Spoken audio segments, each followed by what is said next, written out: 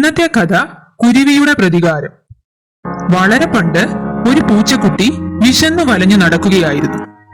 വഴിക്ക് വെച്ച് തന്റെ സുഹൃത്തായ കുരുവിയെ അവൻ കണ്ടുമുട്ടി. വിശന്നു വലഞ്ഞ തനിക്ക് എവിടെ നിന്നെങ്കിലും കുറച്ച് ആഹാരം സംഘടിപ്പിച്ചു കൊടുക്കാൻ പൂച്ചക്കുട്ടി സുഹൃത്തായ കുരുവിയോട് ആവശ്യപ്പെട്ടു. പൂച്ചയുടെ ദയനീയ സ്ഥിതി കണ്ട കുരുവി അവനെ കൂട്ടി ഒരു ചന്തയിൽ ചെന്നു.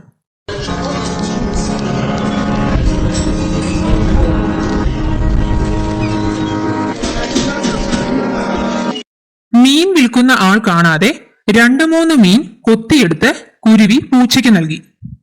മീൻ ആർത്തിയോടെ തിന്ന് പൂച്ചയുടെ വയർ നിറഞ്ഞു. വയർ നിറഞ്ഞ പൂച്ചയ്ക്ക് അല്പം വിശ്രമിക്കണമെന്ന് തോന്നൽ. അവൻ ഒരു ഒഴിഞ്ഞ വഴിയുടെ ഒത്ത നടുവിൽ കിടന്ന് ഉറക്കം ആരംഭിച്ചു.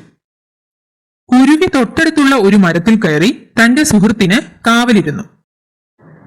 കുറച്ചു സമയം കഴിഞ്ഞപ്പോൾ ഒരു കടകട ശബ്ദം.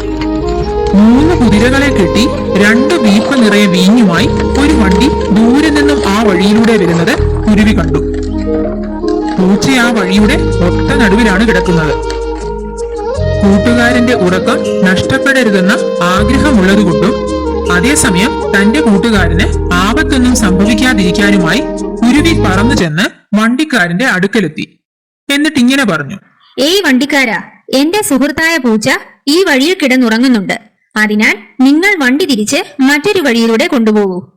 എന്റെ വാക്കു കേൾക്കാതെ നിങ്ങൾ എന്റെ സുഹൃത്തിന് വല്ല ആപത്തും വരുത്തിയാൽ ഞാൻ നിങ്ങളെ ദരിദ്രനാക്കും. കുരുവിയുടെ വാക്കുകൾ കേട്ട വണ്ടിക്കാരന് കലശലായ ദേഷ്യമാണ് വന്നത്. അയാൾ പറഞ്ഞു: ഒരു പൂച്ച വഴിയിൽ കിടക്കുന്നുണ്ടെന്ന് കരുതി ഞാൻ മറ്റൊരു വഴിക്ക് വണ്ടി തെളിയിക്കണമെന്നോ? അത് നടക്കില്ല. പിന്നെ എന്നെ ദരിദ്രനാക്കുന്ന കാര്യം, ഇത്തിരി പോന്ന നീയാണോ എന്നെ ദരിദ്രനാക്കുന്നത്? വണ്ടിക്കാരൻ വണ്ടി മുമ്പോട്ട് തന്നെ ഓടിച്ചു. വണ്ടിയുടെ ചക്രങ്ങൾ കയറി ഉറങ്ങിക്കിടന്നിരുന്ന പൂച്ച ചത്തുപോയി.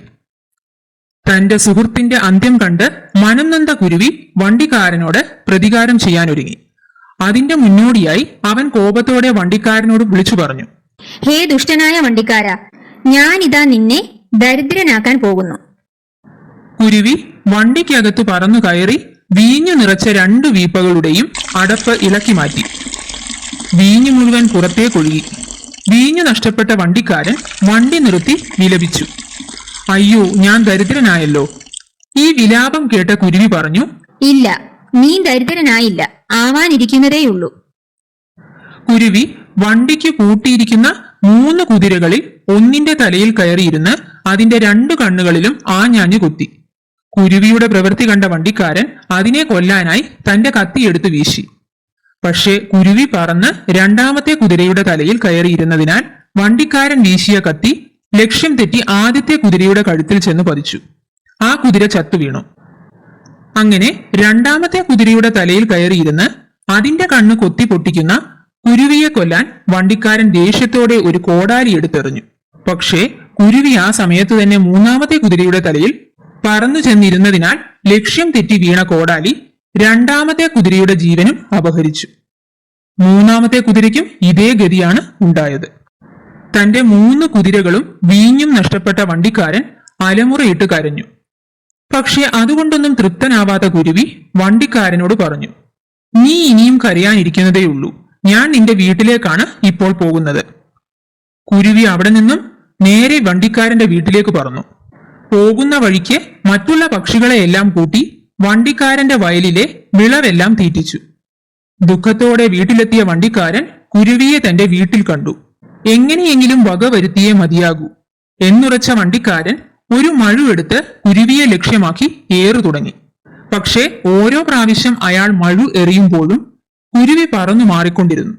അപ്പോഴെല്ലാം ലക്ഷ്യം പിഴച്ച മഴു വീട്ടിലുള്ള സകല സാമഗ്രികളെയും ഓരോന്നായി നശിപ്പിച്ചു. എല്ലാം നഷ്ടപ്പെട്ട വണ്ടിക്കാരൻ അങ്ങനെ ദരിദ്രനായി മാറി. കുരുവി ചിറകടിച്ചു പറന്നുപോയി.